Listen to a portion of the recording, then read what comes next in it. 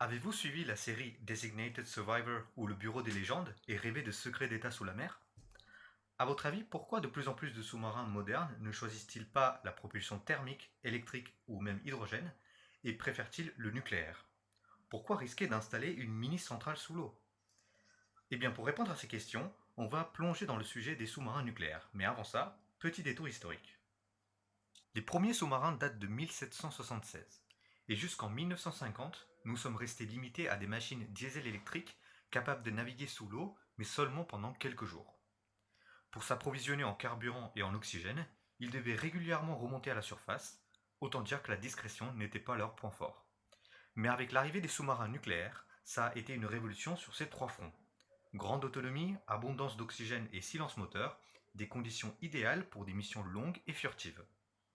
Grâce à leurs réacteurs nucléaires, ils disposent d'une énergie disponible de 100 millions de kWh, assurant une autonomie de plus de 3 ans, contre seulement 100 000 kWh pour un réacteur diesel-électrique, ce qui ne permet de rester sous l'eau que pendant quelques semaines. Ainsi, ils peuvent rester immergés longtemps, se déplacer vite, et ça sans émettre 1 gramme de CO2. Cette performance est rendue possible par une prouesse de miniaturisation. En effet, un cœur de réacteur de sous-marin typique occupe un volume d'environ 15 à 30 mètres cubes, équivalent à un conteneur de marchandises, beaucoup plus compact que les 90 000 mètres cubes occupés par une centrale classique. Maintenant, regardons de plus près le principe fondamental de la fission nucléaire, qui régit le fonctionnement de ce réacteur.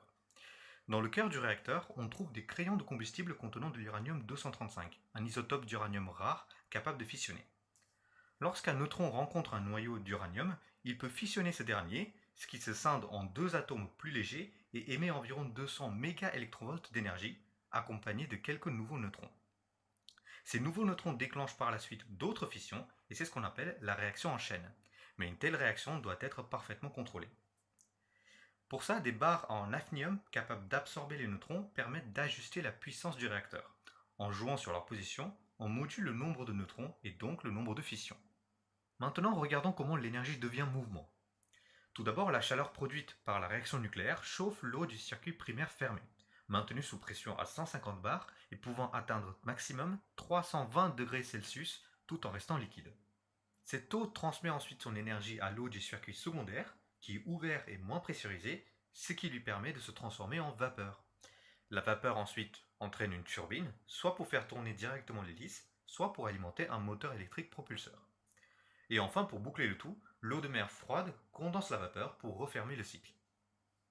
En résultat, on a un système performant, compact et propre. La propulsion nucléaire élimine toute dépendance au carburant et réduit les émissions à zéro. Quant à la question des déchets radioactifs, elle est traitée dans la vidéo épinglée. Aujourd'hui, cette technologie ne se limite plus aux sous-marins de défense. Des projets civils comme les brise-glaces russes ou le concept français FlexBlue explorent déjà l'idée des mini-réacteurs modulaires pour alimenter des sites isolés ou des navires à longue autonomie.